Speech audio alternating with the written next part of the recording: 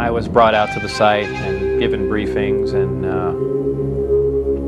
finally shown what I was going to be working on. This is the story of a man who doesn't exist. And I felt it was really worthwhile to tell somebody. And of a place which also doesn't exist. It's a story of conspiracy, cover-ups, fear and secrecy.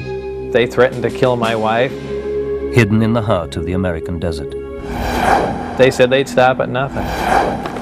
Guarded by a force who will shoot any intruder just to prove this place does not exist. They were crazy, they really were. They were completely out of control.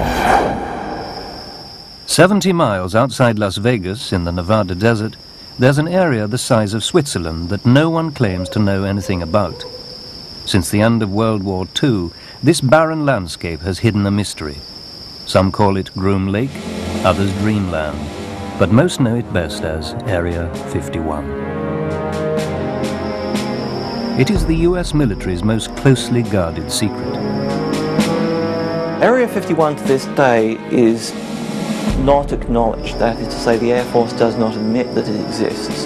In the absence of facts, myths have taken root and spread.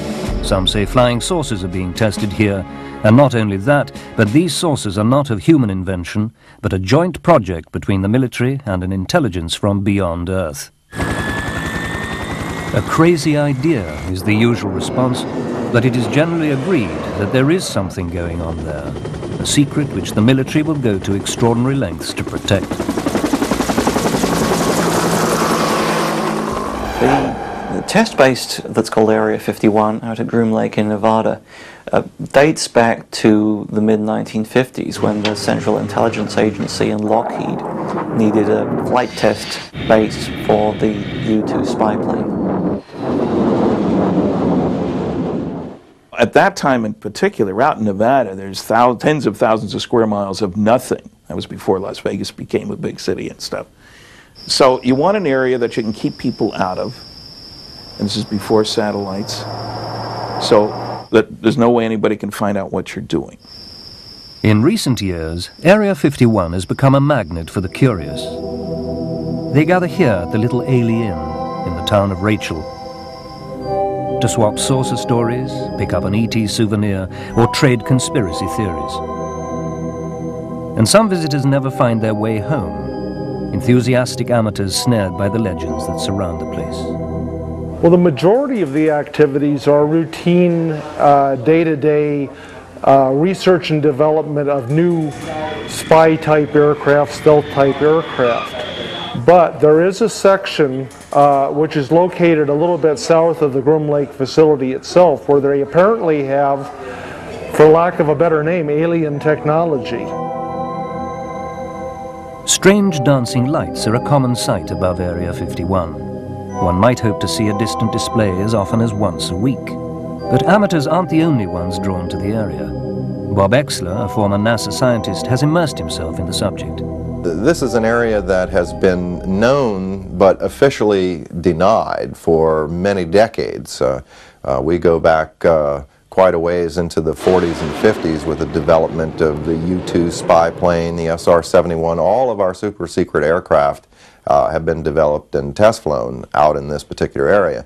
So it only makes sense that if you have something as sophisticated as a flying saucer and the related technology to that, that would certainly be one of the prime locations you'd want to go. The security around Area 51 is fairly extensive. There are sensors both inside and outside of the boundaries. There are a large number of patrolling security vehicles, which are all white Jeep Cherokees, that roam the boundaries and outside the boundaries, keeping an eye on people near the base. There are directional microphones that are hidden in the brush. Proximity sensors, motion detectors, ammonia sensors, which can sniff out a human from an animal because of the ammonia in their perspiration. This extreme level of security also extends to those who work inside the base. When you go to work out at those locations, you sign away your constitutional rights. you sign a piece of paper saying that if you violate your security agreement and you discuss programs that you're working on without a trial, without right of appeal, you're going to go to Leavenworth Federal Penitentiary for 20 years. That's a real big incentive to keep your mouth shut. One man who failed to keep his mouth shut was a physicist and engineer who claimed he had worked at the base. And not only that, but that he had worked on the most top-secret project there, flying saucers. His name is Bob Lazar. An unconventional man with a past shrouded in shadows, he claims never to have made any money from his story. But many still believe it too absurd, and Lazar himself just a Walter Mitty fantasist. You've essentially opened up a whole new world, and now you know there's a whole universe and other life out there, and you know you have to pretend that doesn't exist when you come home. I wanted some people to know what was going on. He's a pretty serious guy. He does have a sense of humor, but he's certainly not a clown, and I knew him before he was in the program. I met his family, his wife's family. He had taken me to Los Alamos. I met people who worked with him when he worked there, so I certainly did not suspect that it was a story he fabricated, or even that that would be a possibility. I thought UFOs were pretty much a figment of someone's imagination. I didn't believe in them. I wasn't interested in them. Of course, I'm not even interested in them now, but I certainly do believe in them now. I was to work on the reactor that was removed from the craft in the lab, and one of the gravity amplifiers that was removed from the craft and in the lab, so that's where I spent all my time. However, I was allowed in the craft on one occasion to see the placement of these systems in case it was important to their operation. There was a hatch, a hole, an opening. The door wasn't on and it was obviously removed, or never existed for all I know, but there was a ladder to go up and go inside it. So I don't know how it's sealed. I just imagine that they had removed the hatch. It was obviously made to be piloted by something smaller than the average human being, very cramped in there. There was a sub-level where a little collapsing floor member opened, and I could stick my head and upper torso down underneath with a flashlight to see how the gravity amplifiers hung upside down. At one point when I was in the craft, one of the archways became transparent. There were some technicians working on something else that I had no knowledge of. So, and also something began to scroll up on the screen. So it might have been possible that the skin of the craft, whether under electrical influence or something else, could at times become either transparent to look outside or be used as some sort of video screen. That was pretty amazing. When I went outside and looked at it, it looked as if it was just a plain piece of metal again. There were 3 seats, 3 amplifiers that looked like boxes. You could call them consoles, but there were no instrumentation buttons or anything on them. To complicate things further, there was no wiring anywhere. The seats were very small. I'd say about 1/3 to 1/4 the size of a normal human seat. Walking in the craft was an ominous feeling, a feeling that you shouldn't be there. It was by no means exciting. It was really unearthly, and I don't mean that as a pun, but it really was. However, Lazar is always careful to underline the fact that he never saw anything that could be described as an alien being. I was brought into the hangar for one of the short duration tests, and the craft was already outside on the lake bed, and lifted off silently and just drifted around for a bit and set back down, and that was pretty much of a marvelous sight. It's a huge thing. It's like seeing a house lift off the ground quietly. It's just you can't imagine the energy involved to do that and not to make any noise at all.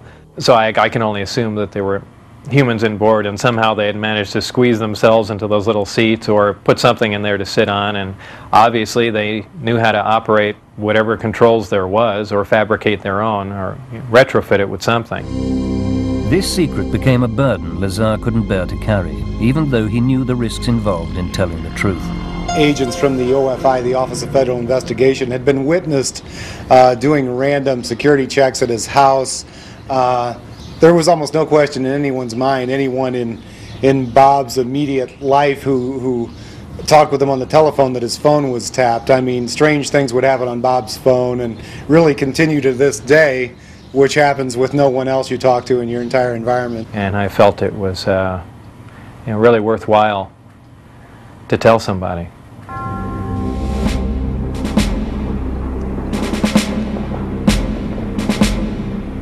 So Lazar arranged a nighttime excursion for himself and some close friends. I believe it was 8 or 9 o'clock on a Wednesday night, somewhere in March '89, I believe. We went out with Gene Huff, my ex-wife, and John Lear. At that time, there were no signs up. Really, no one knew what was going on. There was no alien. There was a little Rachel Bar and Grill up there, but you could drive in a lot further than you could now. There was really no security patrols going on. No one had even bothered the area. So we did get in pretty far and get some good looks at what was going on. There was an elliptically shaped light that came up and did step moves in the sky and danced around, and essentially looked like you'd see a flying saucer portrayed in the movies. Darting from one side of the sky to the other, doing some impossible flight characteristics. It looks like an explosion that starts to explode and stops and doesn't explode and dissipate. That's how bright the light is. Your brain interprets it as an explosion about to happen. I believe we saw some other chase helicopters or some other craft come up, follow it around, and then it set back down. Considering the fact that Bob predicted when the test would be, he had described what the motion would be before we went there.